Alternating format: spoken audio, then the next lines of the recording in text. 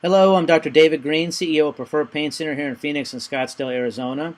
Today's topic is radiofrequency ablation for treating low back pain. Low back pain is a verifiable epidemic in the U.S. It affects 90% of Americans at some point in life, with a direct cost of care each year over $16 billion. If you add the indirect cost in, it goes up to over $130 billion. So it's really hard to even think about that. Over 5 million Americans are disabled each year from low back pain, and the ones who go on to surgery, only 20% are successful after 2 years. So 45% of the time, low back pain is coming from a problem with the facet joints, and oftentimes that's called Facet Syndrome. The most common interventional pain treatments by far in the U.S. involve the facet joints. Either injections, radiofrequency ablation, diagnostic injections. So how does one make the diagnosis? Well, it's not usually very easy. 30-second anatomy lesson here.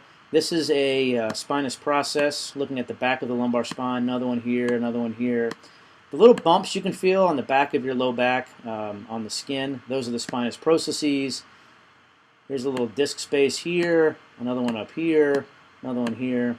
The facet joints are these joints that are on each side of the spine. They're about the size of a thumbnail, and they can get arthritis just like any other cartilage joint.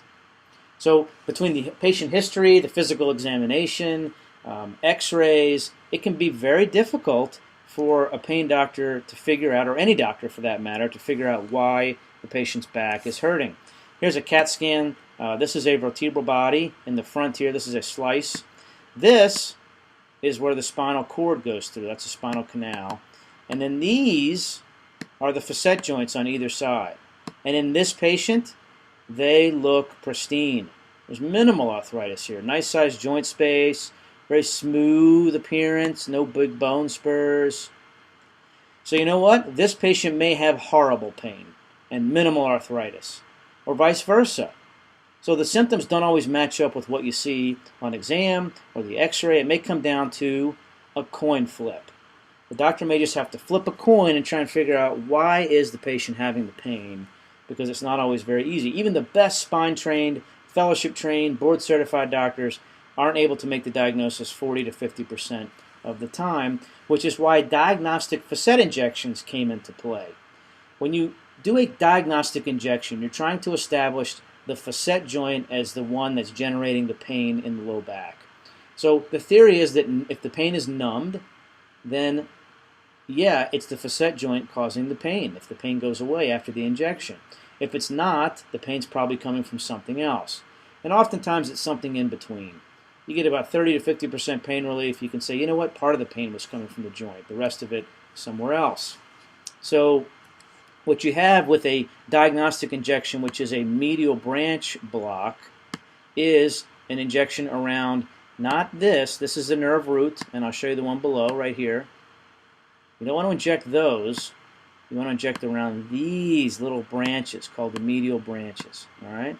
That's where the numbing medicine goes. Okay? And some doctors will inject right into the joint, like is shown here, to see if that helps. Well, what is positive? Well, some doctors think 50% is good enough. Some say 80%. There are research studies backing up each. But when you're trying to go for a radiofrequency ablation, you have to get approval from the insurance company. Some insurance companies will approve it if you get 50% pain relief, and others say, you know what, that's not good enough. We want to see 80% pain relief on either this injection or maybe two separate injections.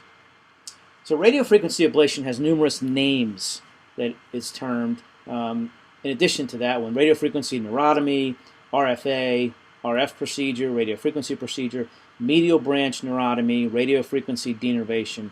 They all mean the same thing, just different ways of saying it. 5 facts about radiofrequency ablation. It uses the same wavelength as radio signals with the current, but there's no FM radio or AM radio or any radio actually involved. You might have a radio in the room while the doctor's doing the procedure, but nothing for the procedure itself. An RF procedure can actually make the patient hurt more right afterwards, and that's usually from muscle spasm from the procedure that goes away. pain relief may last for upwards of 2 years, which is amazing because you consider an injection of the facets might only give pain relief for 3 to 6 months. A diagnostic injection, as I mentioned, is necessary for the insurance companies to approve it, and it is the most modern treatment available for facet pain. Stem cell injections and regenerative medicine have come into play, so those are very modern as well. So I would put those two right up on the same level as top-notch, cutting-edge modern treatments. So it is a medical procedure where the nerve is ablated, meaning, quote, killed, using high-frequency alternating current. The current doesn't stimulate heart muscles. It doesn't need general anesthesia. You can do it under local or little IV sedation. So by generating heat around the nerve and killing it, the nerve ending, you don't then have the nerve transmitting pain to the brain, so the patient gets pain relief. So a little series of pictures here. This is the spine coming down. You have the spinous processes, as I mentioned, here and here and here. These are the little medial branches coming back off of the nerve root that bring pain to the joint. So that's where the problem lies. So the pain doctor puts in the catheters around the problematic regions. Okay? There's 4 of them in here. It could be just 2, it could be 3. And then what the pain doctor will do is stimulate this area to see if there's any motor stimulation. You don't want that. You don't want a patient's leg jerking. You're in the wrong place because you shouldn't be affecting any of the patient's motor function. All that these do is bring sensation, no motor. Okay? So what you want is no motor stimulation when you do the check.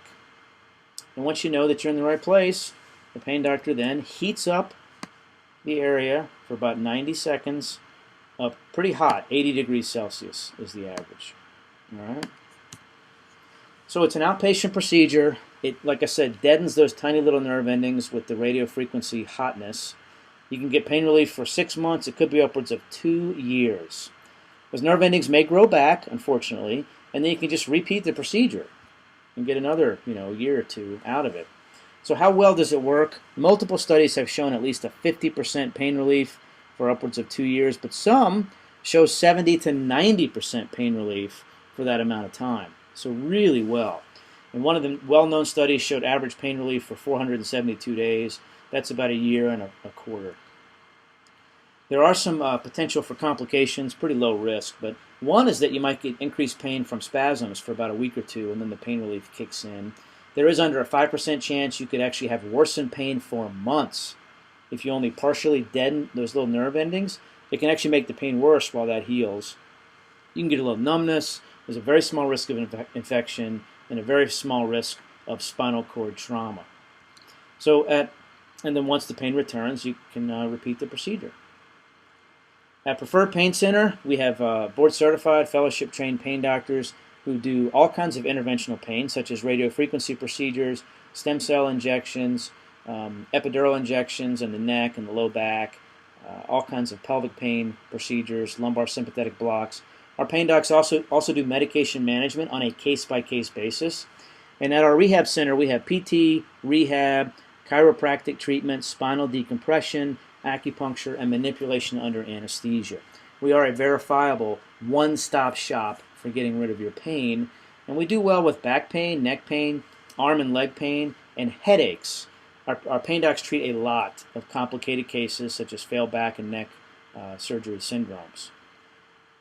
Check us out on preferredpaincenter.com. There's a lot of education, animated videos there. We also have the blog of pain. Our direct number is 602-507-6550. You can email us directly, info@preferredpaincenter.com. Thank you very much. I'm Dr. David Greene, CEO of Preferred Pain Center. Your pain stops here.